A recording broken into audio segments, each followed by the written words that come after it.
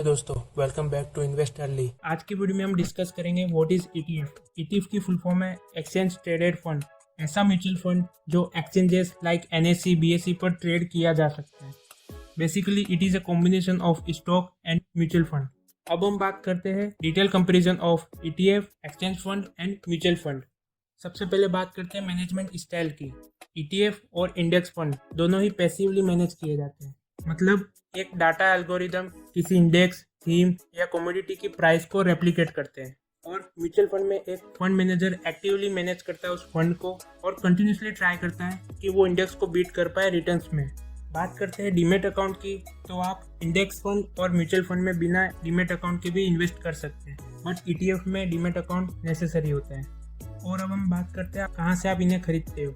ETF को आप NSC और बीएसई से खरीदते हो just like a stock. Index fund और म्यूचुअल फंड दोनों आप एसेट मैनेजमेंट कंपनी से खरीदते हो, एएमसी से, like axis mutual fund, HDFC mutual fund, Nippon, UTI, etcetera etcetera. और अब हम बात करते हैं बाय चार्जेस की। आपको किसी को बाय करने के लिए चार्जेस नहीं देना होता है। और हम बात करें सेलिंग चार्जेस की, तो इंडेक्स फंड और म्यूचुअल फंड में एक लिमिटेड टाइम पीरियड होता है। अगर आप उससे पहले रिडीम कर लेते हो तो आपको एग्जिट लॉट देना पड़ता है, एक्स्ट्रा चार्ज देने पड़ते हैं। टाइम पीरियड 7 दिन से लेकर 1 साल तक के बीच में वेरी कर सकता है। और ईटीएफ के सेलिंग चार्जेस की बात करें तो वो बहुत ही कम होते हैं। बात करते हैं एक्सपेंस रेशियो की, तो ईटीएफ में सबसे लोवेस्ट होता है 0.05 से लेके 0.3 तक। इंडेक्स फंड में फेयरली एवरेज होता है, ना कम ना ज़्यादा।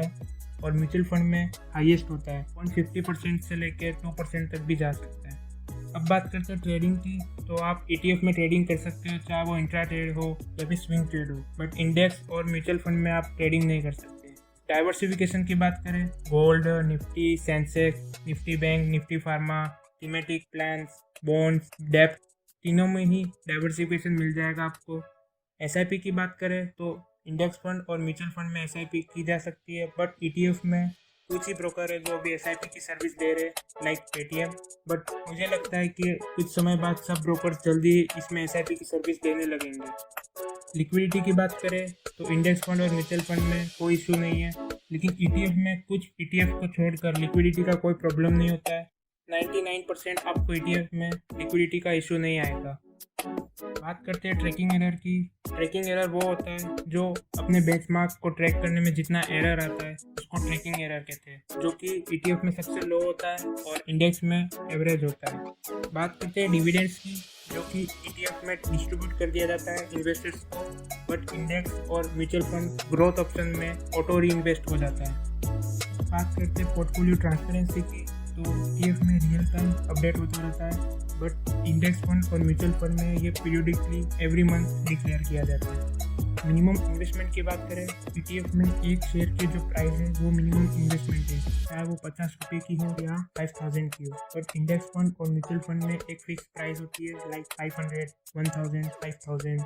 बात करते हैं प्राइस की, जो ईटीएफ की प्राइस होती है वो रियल टाइम होती है, लाइक स्टॉक जो हर सेकंड ऊपर नीचे होती रहती है। बट इंडेक्स फंड और म्यूचुअल फंड में एक दिन की एक प्राइस फिक्स होती है, जिसे हम नाव कहते हैं। बात करते हैं टैक्स रिलीफ की, तो आप ईटीएफ में सबसे ज़्यादा टैक्स बचा सकते हो, उसके बाद इंडेक्स फंड में एवरेज और म्यूचुअल फंड में लो। अब हम बात करते हैं डिसएडवांटेजेस की। यहाँ पे ईटीएफ की 3 डिसएडवांटेजेस है, एसआईपी की, डिविडेंड रीइन्वेस्ट की और लिक्विडिटी। जहाँ तक बात है लिक्विडिटी की, अगर आप उस ईटीएफ में इन्वेस्ट करते हो जिसका एयूएम और ट्रेडिंग वॉल्यूम हाई है, तो आपको लिक्विडिटी इशू नहीं होगा कभी भी। सेकंड प्रॉब्लम डिविडेंड रीइन्वेस्ट की, तो ये आपको खुद ही करना पड़ेगा। जिस तारीख को आपको डिविडेंड मिलता है उसी तारीख को आपको रीइन्वेस्ट खुद से करना होगा। और बात करते हैं एसआईपी की, तो अभी तो पेटीएम जैसे कुछ ब्रोकर्स है, बट कुछ सालों में ये सर्विस भी चालू हो जाएगी सारे ब्रोकर्स के द्वारा। इसलिए हमारी तरफ से ये एडवाइस है कि जिसका डीमेट अकाउंट एक्टिव है और मार्केट में एक्टिव है रेगुलरली, वो ईटीएफ में इन्वेस्ट कर सकता है और उसको करना भी चाहिए। That's it for today video.